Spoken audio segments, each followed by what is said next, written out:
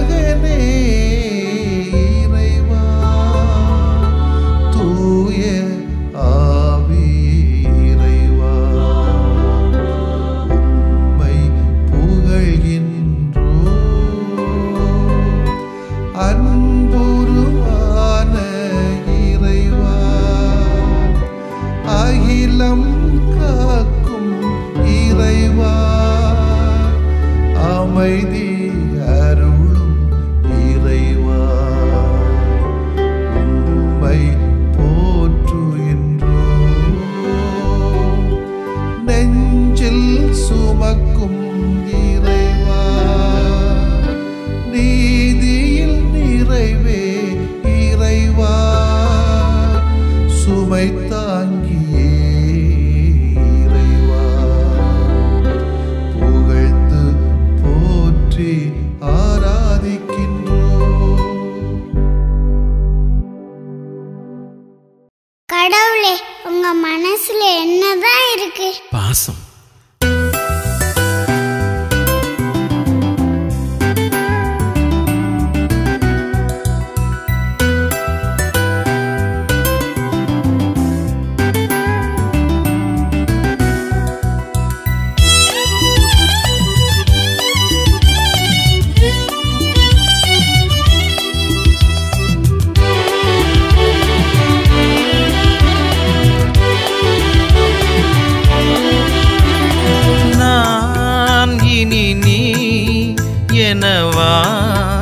வாழ்ந்திடத்தான் நினைவினில் நாளெல்லாம் நான் உன்னில் ஆழ்ந்திடத்தான் நான் இனி நீ என வாழ்ந்திடத்தான் நினைவினில் நாள் எல்லாம் நான் உன்னில் ஆழ்ந்திடத்தான் நெஞ்சம் வந்து தஞ்சம் தரும் உன் வார்த்தைகள் நேசி என பேசி என்னை உனதாக்குமே நெஞ்சம் வந்து தஞ்சம் தரும் உன் வார்த்தைகள் நேசி என பேசி என்னை உனதாக்குமே நான் இனி நீ என வாழ்ந்திடத்தான் நினைவினில் நாளெல்லாம் நான் உன்னில் ஆழ்ந்திடத்தான்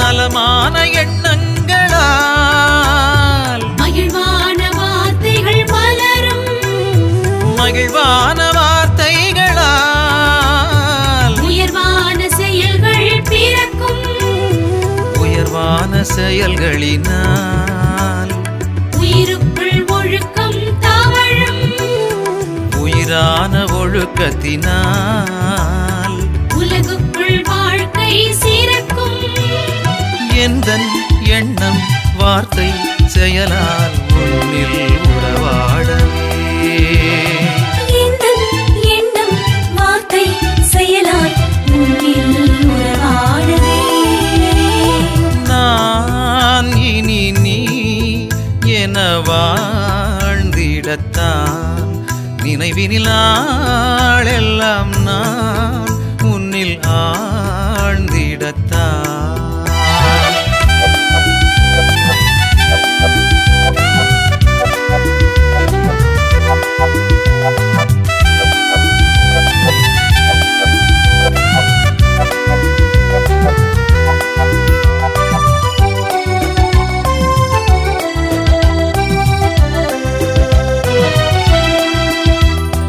அன்பான வாழ்க்கையினால் அழகான நேயம் நிலவும் அழகான நேயத்தினால் அகந்தேடும் நீதியும் நிலைக்கும் அகந்தேடும் நீதியினால் இகந்தேடும் அமைதி நிகழும்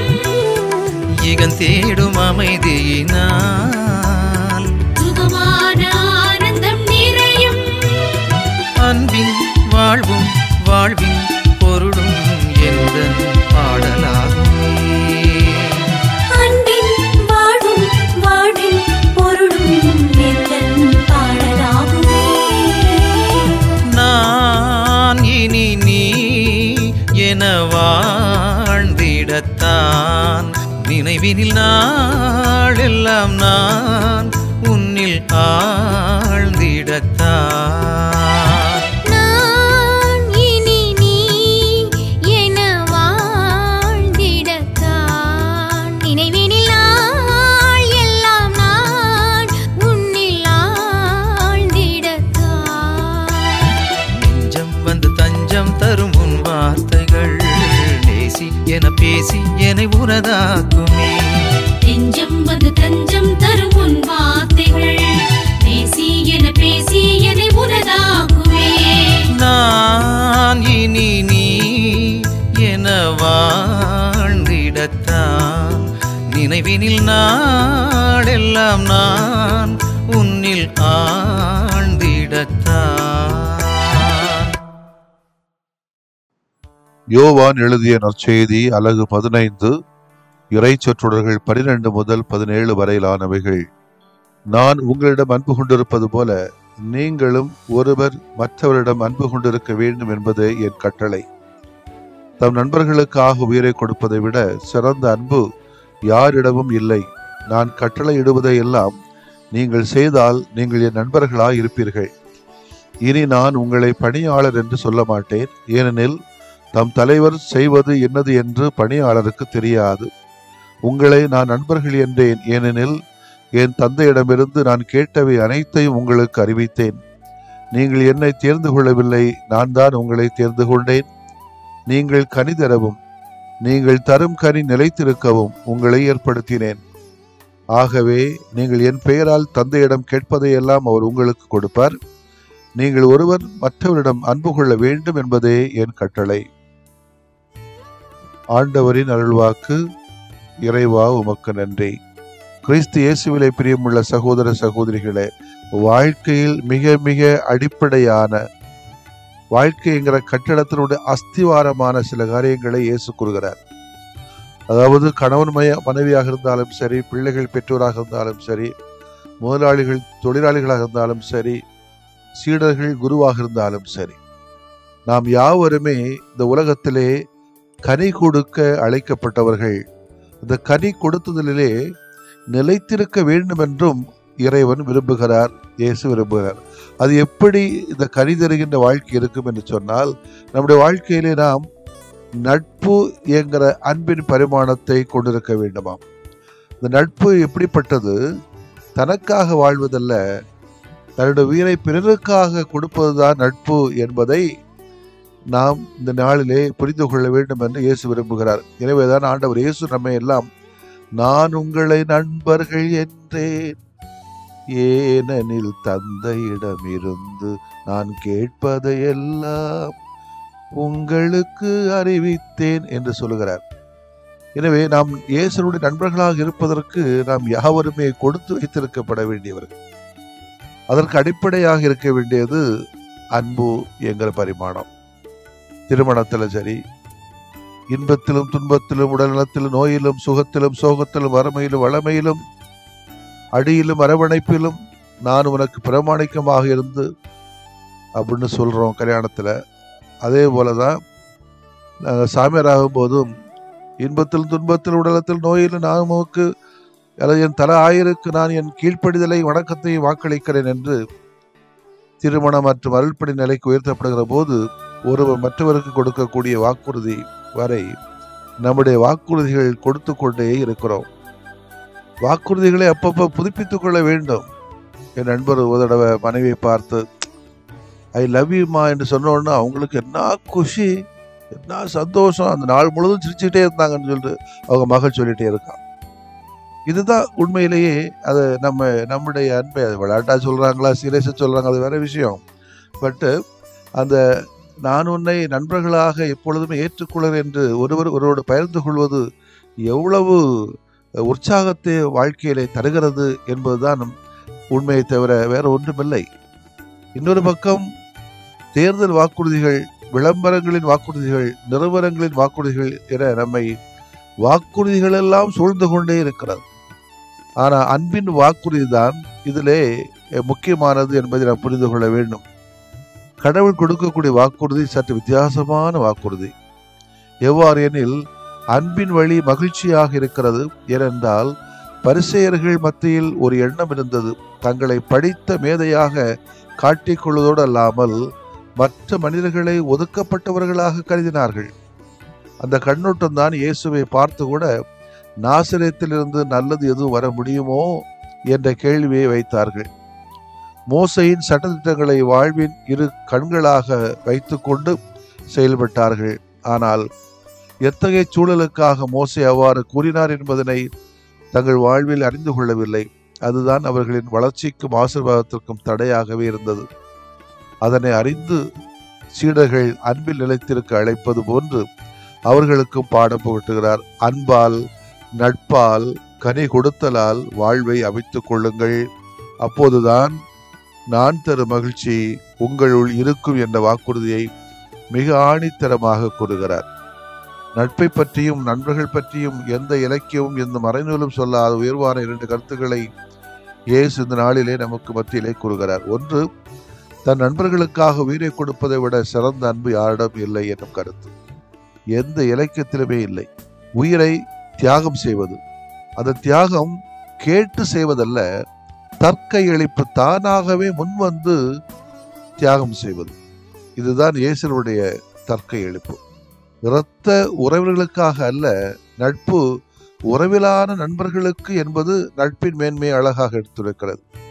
நட்பின் பெருமையை இதை விட உயர்வாக யாராவது பேசியிருப்பாங்களா? எனக்கு தெரியல. இறைவன் தமது படைப்புகளை நமக்கு சமமானவர்களாக்குவது அரிதான ஒன்று. ஆனால் இயேசு தம் சீடர்களை நண்பர்கள் என்று அழைத்தார். அதன் வழியாக நம் அனைவருமே நண்பர்கள் ஆக்கி கொண்டார். இயேசுவால் நண்பர்கள் என அழைக்கப்படுவதற்கு நாம் கொடுத்து வைத்திருக்க வேண்டும் அல்லவா? ஏற்கனவே சொன்னது போல அந்த அழைப்புக்கு ஏற்றவாறு கொஞ்சமேனும் இயேசுவின் நண்பர்களாய் வாழ முயற்சி எடுப்போம். நாமும் நண்பர்களாக இருப்போம். ஆமேன். மன்றாடுவோமாக. எங்களுக்காக உயிரை கொடுத்து எங்களது நண்பர்களாக்கி கொண்ட ஆண்டவர் இயேசுவே, உம்மை போற்றுகிறோம். உம்மால் நண்பர்கள் என அழைக்கப்படுகிற நாங்கள் உமது கட்டளைகளை கடைபிடிக்கின்ற அருளையும், நாங்கள் ஒவ்வொருவரையும் நண்பர்களாக ஏற்றுக்கொள்ளக்கூடிய சூழ்நிலைகளையும், அதற்காக எங்களுடைய நட்பிற்காக எங்களுக்கு உயிரையே தியாகம் செய்கின்ற அர்ப்பணத்தன்மையும் எங்கள் யாவருக்கும் அதிகமாக தாரும்.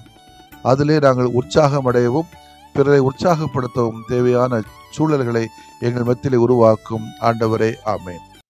ஆண்டவரே, நீர் விரும்பினால் எனது நோயை நீக்க உம்மால் முடியும். நான் விரும்புகிறேன், உமது நோய் நீங்குக.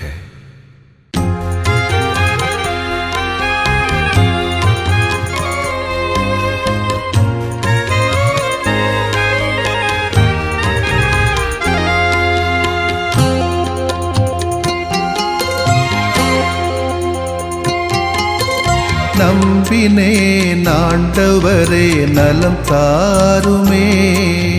நம்பினேன் ஆண்டவரே, நலம் தாருமே.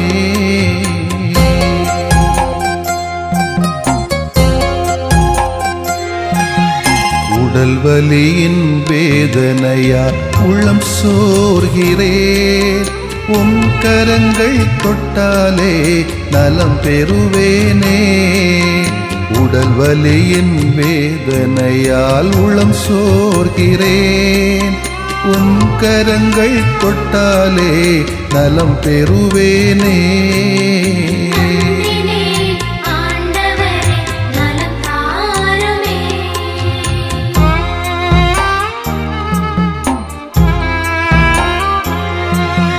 தீராத தலைவலியால் நிலைகுலைகின்றேன்.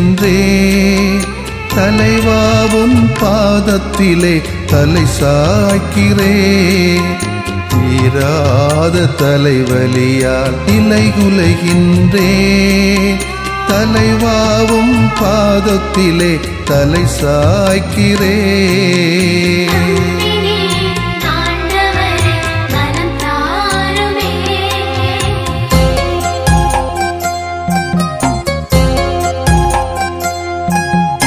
முட்டுவலி முதுகுவலியால் வீழ்ந்து கிடக்கின்றேன். முகம் வாடி உமை நோக்க தூக்க வாருமே. மூட்டுவலி முதுகுவலியால் வீழ்ந்து கிடக்கின்றேன். முகம் வாடி உமை நோக்க தூக்க வாருமே.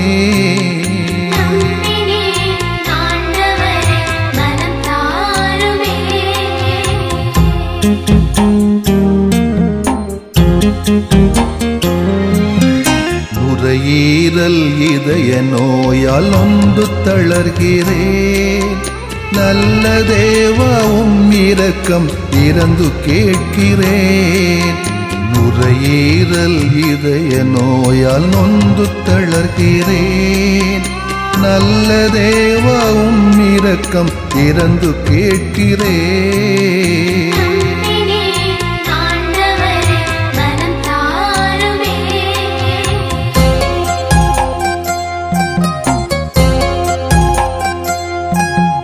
பார்வையும் செவித்திறனும் குறைய காண்கிறேன். பாசமான தெய்வமே என்னை பாருமே. பார்வையும் செவித்திறனும் குறைய காண்கிறேன். பாசமான தெய்வமே என்னை பாருமே.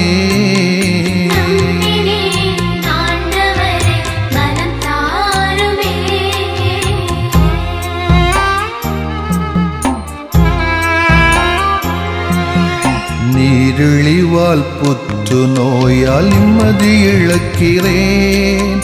நீரேவும் வல்லமையால் குணம் தாருமே.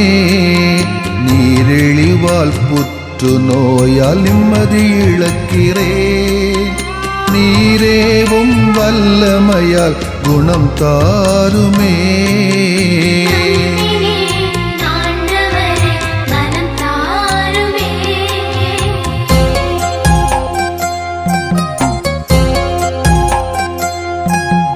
வாட்டும் நோய்கள் அனைத்தும் பாதம் ஒப்படைக்கிறேன்.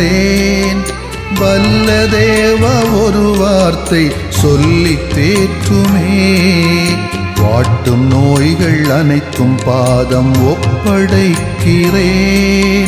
வல்ல தேவா ஒரு வார்த்தை சொல்லி தேற்றுமே.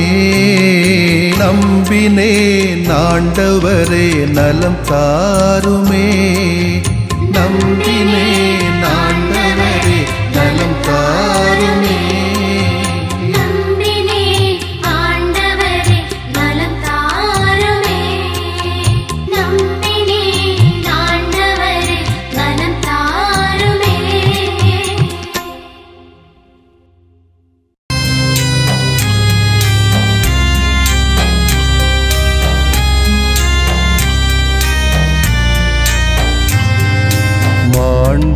மாண்புயரிவருள் அடையாளத்தை தாழ்ந்து பணிந்து ஆராதிப்போம். பழைய நியம முறைகள் அனைத்தும் இனி மறைந்து முடிவு பெறுக. புதிய நியம முறைகள் வருக. புலன்களாலே மனிதன் இதனை அறிய இயலா. குறைகள் நீக்க நம்பிக்கையின் உதவி பெறுக.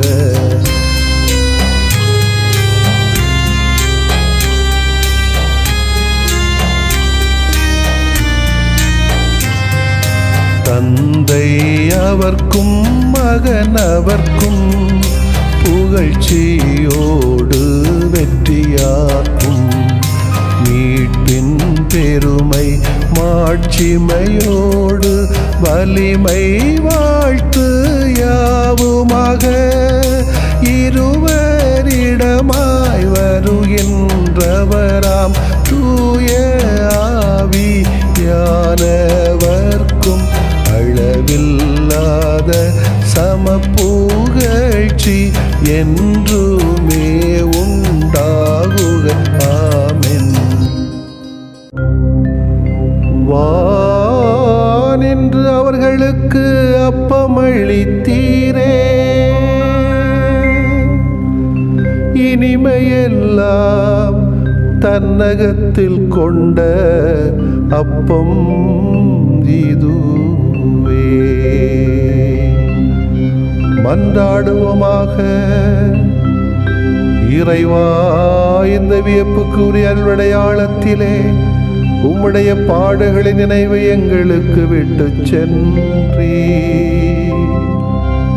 உம் திருவுடல் திருரத்தமாகியவற்றின் தூய மறைவருளை வணங்கும் நாங்கள்